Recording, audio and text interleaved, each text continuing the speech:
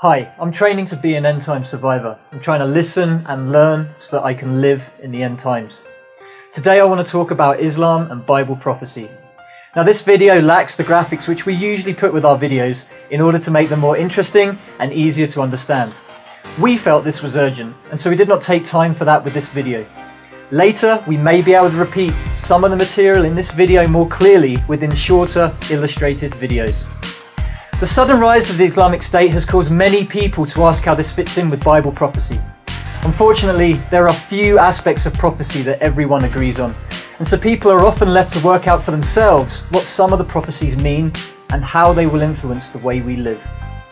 The bottom line really is how they will influence the way we live. Unless prophecy can be translated into changed lives, it becomes a static and potentially dangerous area of Bible study, which is often used to promote religious bigotry and fear. We don't want to be a part of that. So I will make a number of isolated observations about Islam in this video without forming clear conclusions from any of them. Number 1. The Antichrist world government. This channel has accepted the most common teaching about which world government replaced the Greek Empire. That is the Roman Empire. We do not, however, support the belief that the final world government must be a resurrected form of the Roman Empire with its headquarters in Rome. This teaching has been particularly popular amongst those who see the Roman Catholic Church and the office of the Pope as the source for the coming Antichrist. In fact, the final world government could come from almost anywhere. Our own position is that this government will be unique, in that it will operate through the 10 rotating kings of the United Nations Security Council. Other videos on this channel go into more detail about the 5 permanent members of the Security Council to explain our conclusions. However, more and more is being said about the rise of Islam as the possible final world government. The Islamic Empire started under Muhammad, and it spread further geographically than the Roman Empire ever did, although it was never centrally unified. In the Bible, the last government is seen as being extremely cruel. Islam has, indeed, always been a cruel religion.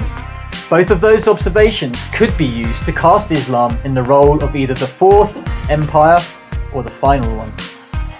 Nevertheless, we are slow to accept the arguments about Islam in general, and the Islamic State in particular being the source of the Antichrist. And the reason is that the Antichrist is not seen as evil or cruel by most of the world. In fact, he will be extremely charismatic and will bring world peace. What is more likely is that the Antichrist will be someone who brings an end to Islamic cruelty. This is one of the strange paradoxes of so much that is mentioned in the Bible about political powers. They are all evil, even though some of them are more obviously evil than others.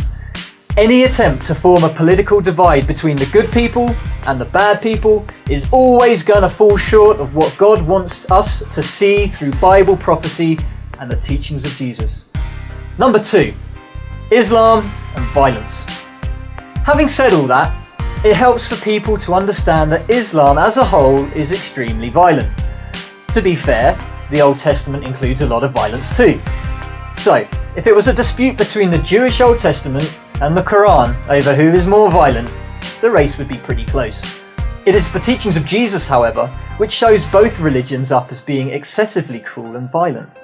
Sadly, even those who claim to be following Jesus, i.e. institutional Christianity, are still, for the most part, living in the Old Testament, where they believe that God's will can be accomplished through well-equipped armies, and where they take the side of Israel even when human decency shows Israel to be morally wrong.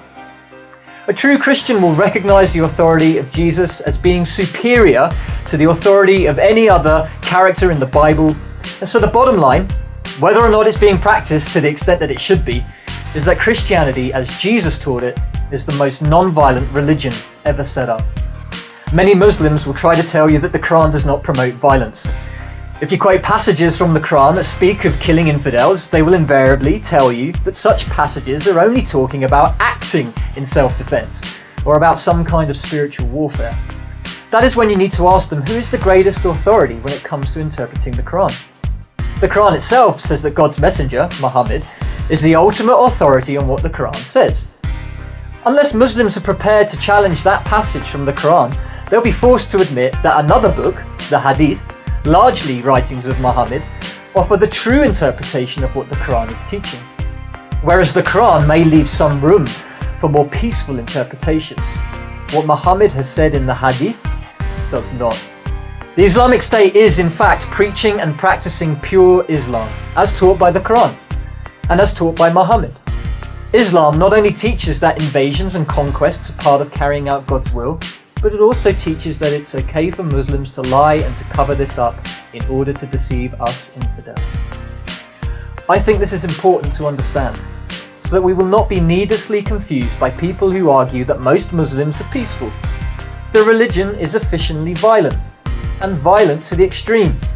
Until they have killed us all, their holy books will not allow them to stop. Number 3, the kingdom of heaven. However, after having said all of that, the true message of Jesus is that God judges people individually and based on their own understanding of the truth. Being aligned with Christianity or with Judaism will not save anyone, and being aligned with Islam will not condemn anyone. And, of course, vice versa. Governments may go to war with one another, and the actions of the Islamic State are certainly forcing governments to do just that, but none of them represent God's judgment. God judges us each individually, and only when Jesus returns will full justice be revealed. As true followers of Jesus, we cannot expect honour from any of the governments or religions of man. Our allegiance must be entirely to the Lamb who was slain, the one who sets us an example by loving even those who tortured and killed him. Many Christians are suffering like that today under the reign of Islamic State. Others are being killed by fundamentalist Hindus in India. Persecution continues in communist China, in Africa, and in other places around the globe. The answer is not to fight back, and it certainly is not to support the one who will come to bring temporary political peace in the midst of all of this. Our answer is just to keep following the Lamb wherever he leads. Thanks for watching this video. Please click the subscribe button, and if you have thoughts to share, leave them in the comment section below.